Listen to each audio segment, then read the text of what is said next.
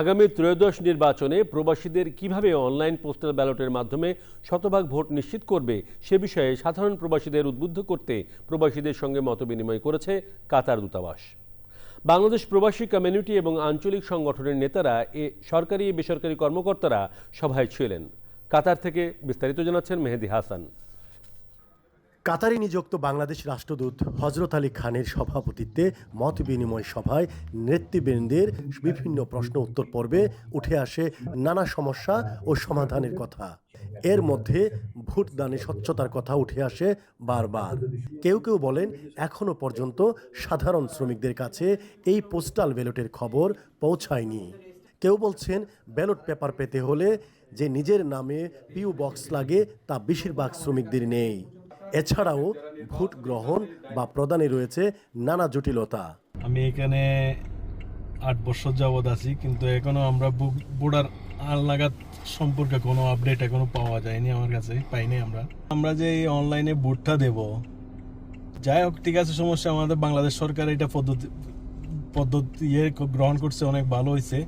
কিন্তু ওইটা যে আমি পছন্দ প্রার্থীর কাছে যে আমার ভোটটা পৌঁছে যাবে, ওইটা নিশ্চয়তা তো আমরা এখনো পাচ্ছি না।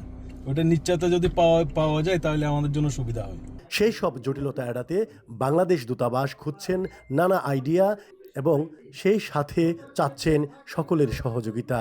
খুশির খবর হলো আমাদের প্রবাসীর জন্য, দেরিতে হইল অন্তত সরকার আমাদেরকে দেখছে, আমাদের ভোটের অধিকার দিচ্ছেন, এই জন্য অবশ্যই ওনারা ধন্যবাদ পাওয়ার উপযুক্ত।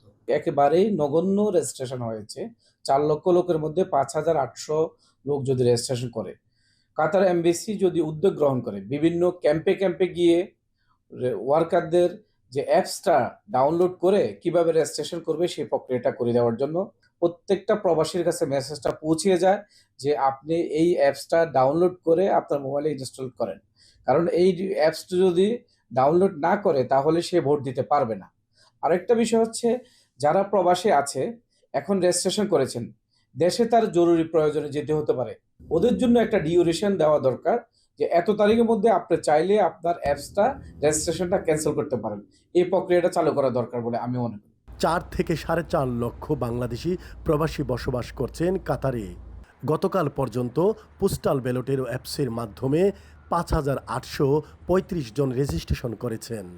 এই অবস্থায় আগামী নির্বাচনের আগে কাতারে বসবাসরত 4 থেকে 4.5 লক্ষ প্রবাসী বাংলাদেশিদের ভোটাধিকার প্রয়োগের ক্ষেত্রে কতটুকু সফল হবে তা নিয়ে সংশয় তৈরি হয়েছে।